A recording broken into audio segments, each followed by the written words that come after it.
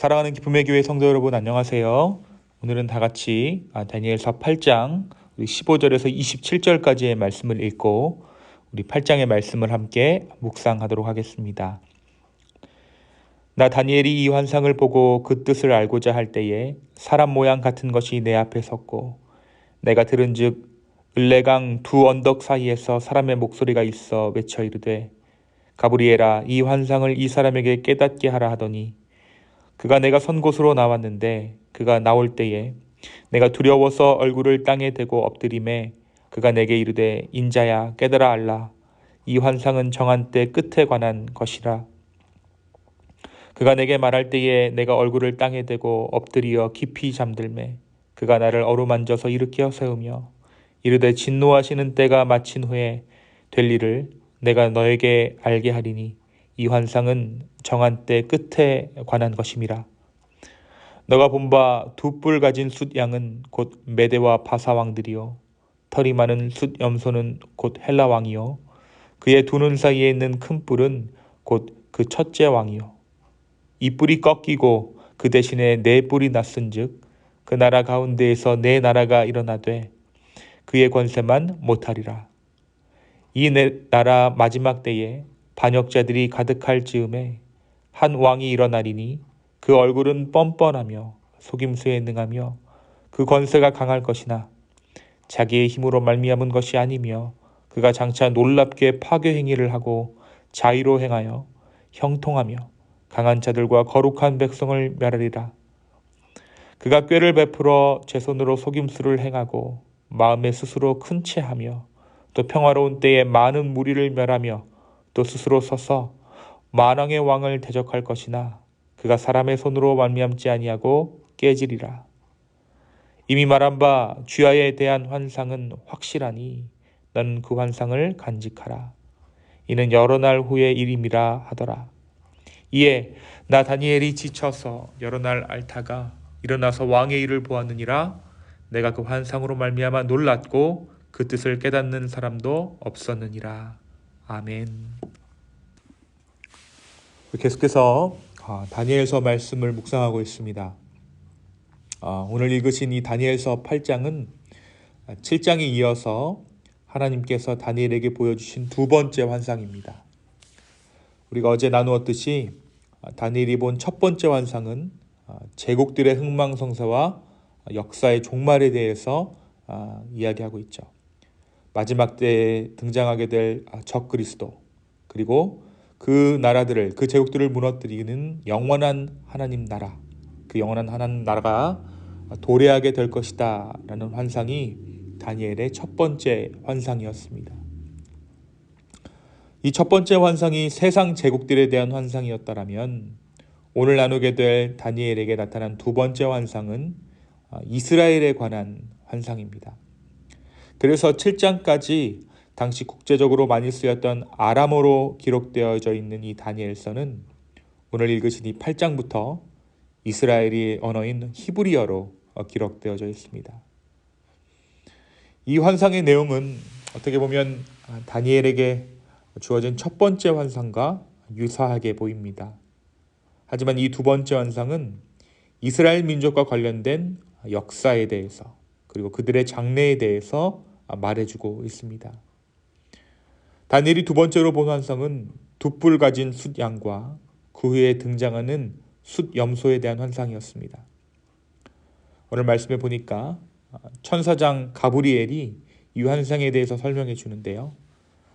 천사장 가브리엘은 다니엘에게 숫양은 메대와 바사를 상징하고 숫염소는 헬라를 의미한다라고 설명합니다. 그런데 이 숫양의 두 뿔 가운데 하나가 더 길었다는 것은 메대와 바사 두 나라가 연합을 이루었지만 그 가운데 바사, 그러니까 페르시아가 더 강대했음을 상징적으로 보여주는 환상이다 라고 할 수 있습니다. 실제로 당시 메대 바사 연합국은 강력한 군사력을 바탕으로 파죽지세로 주변 국가들을 점령하고 다스렸습니다. 무력으로 그들을 진압하고 주변의 국가들을, 약한 나라들을 점령하고 다스렸던 것이 이 메대와 바사 연합 군대였어요. 그런데 이어서 한 숫염소가 서편으로부터 등장합니다. 21절에 보니까 털이 많은 숫염소는 곧 헬라 왕이다. 그러니까 이 털이 많은 숫염소는 헬라, 그리스를 상징합니다. 이 두 눈 사이에는 큰 뿔이 솟아 있는데 그것은 첫 번째 왕 알렉산더를 상징하고 있습니다. 세계 정복의 업적을 달성했던 이 헬라 왕 알렉산더의 지혜와 용맹, 그리고 그의 정복력을 다니엘은 환상 가운데 보게 됩니다. 이 숫염소, 그러니까 헬라가 어찌나 빨리 달려오는지 그 발이 땅바닥에 닿지 않는 것처럼 보였습니다. 이 알렉산더 제왕의 세계 정복 속도가 그만큼 빨랐다라는 의미입니다. 바사 제국, 페르시아는 알렉산더의 진격 앞에 실로 맥없이 무너졌습니다. 이같이 알렉산더 헬라 제국이 강대해져서 국력이 절정에 이를 때에 제국의 왕인 알렉산더가 바벨론에서 열병으로 갑작스럽게 사망합니다. 큰 뿔이 꺾인 것이죠. 알렉산더가 죽자 헬라는 통치의 구심점을 잃고 4개의 나라로 분열됩니다. 그리고 그 한 뿔에서 또 작은 뿔이 등장하는데 이 뿔이 영화로운 땅, 곧 이스라엘 땅을 점령하고 핍박하기 시작합니다. 이 작은 뿔이 의미하는 것은 안티오쿠스 에피파네스인데 바로 이 자가 예루살렘 성전 번지단 위에 제우스를 섬기는 제단을 세우고 구약 율법에서 부정한 짐승으로 규정된 돼지를 제물로 드려 성전을, 거룩한 곳을 더럽히며 하나님과 유대인들을 모욕했던 바로 그 왕입니다.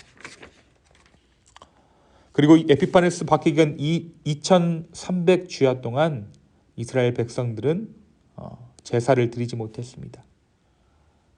그리고 나서 이 후에 기록된 복음서에는 다니엘이 본 이 환상을 조금 더 먼 미래를 예언하고 있다라고 이야기하죠. 다시 말해서 이 작은 뿔은 장차 있을 종말의 때에 등장할 적그리스도에 대한 상징으로 사용되고 있는 것입니다.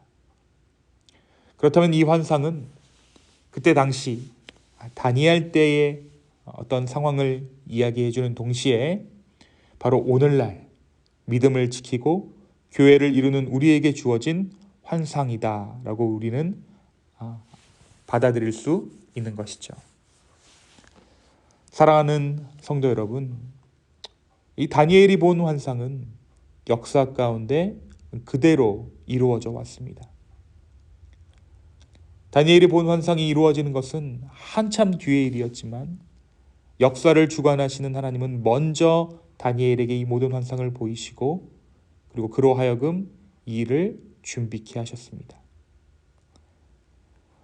마찬가지로 깨어 기도하는 교회에게 하나님은 계시하시고 예언하시며 먼저 교회들로 하여금 준비하게 하시는 줄로 믿습니다. 오늘 이 다니엘의 두 번째 환상은 바로 교회 가운데 허락하신 주님의 환상입니다. 직접적으로 드러나진 않고 있지만 앞으로 세상은 교회를 핍박하게 될 것입니다. 만약 핍박받지 않는다면 그 교회는, 그 성도는 이미 생명을 잃어버린 교회가 아닌가라고 의심해 보아야 합니다.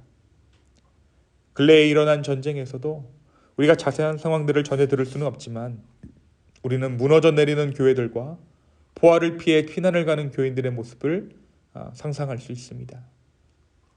우리가 사순절 말씀을 통해서도 함께 나누었지만 말세 때의 가장 큰 징조는 사랑이 없어지는 것이며 그 가운데 믿는 자들이, 교회가 박해를 받고 핍박을 받는 것입니다.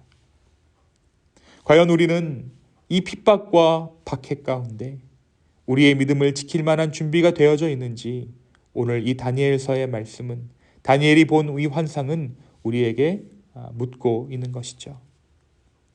사랑하는 성도 여러분, 이 마지막 때에, 그 핍박 때에 정말 하나님께서 예비하신 이 말세, 마지막 때가 다가오는 이 때에 우리는 과연 우리의 믿음을 지킬 만한 준비가 되어져 있습니까? 오늘 하루 우리의 마음을 다시 한번 주께 드려 이 마지막 때를, 박해 때를 준비하며 기대하며 나아갈 수 있는 저와 여러분 되기를 예수님의 이름으로 축원합니다.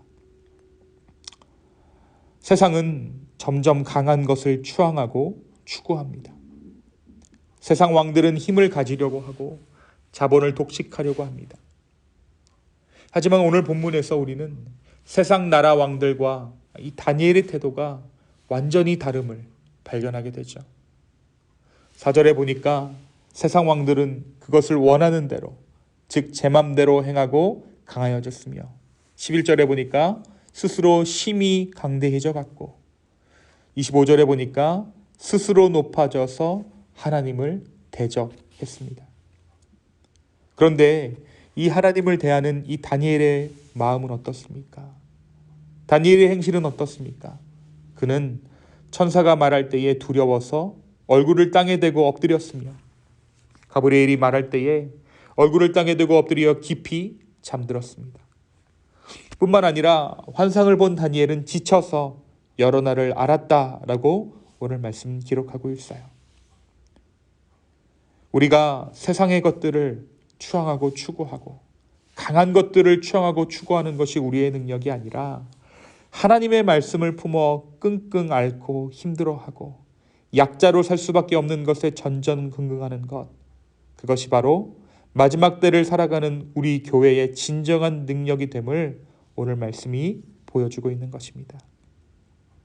하나님을 경외하는 것, 하나님을 두려워하는 것, 말씀을 깨달아 세상의 힘과 대척되는 가치로 살아보려 애쓰는 그 마음이 바로 우리의 능력이고 우리를 강하게 하는 줄로 믿습니다.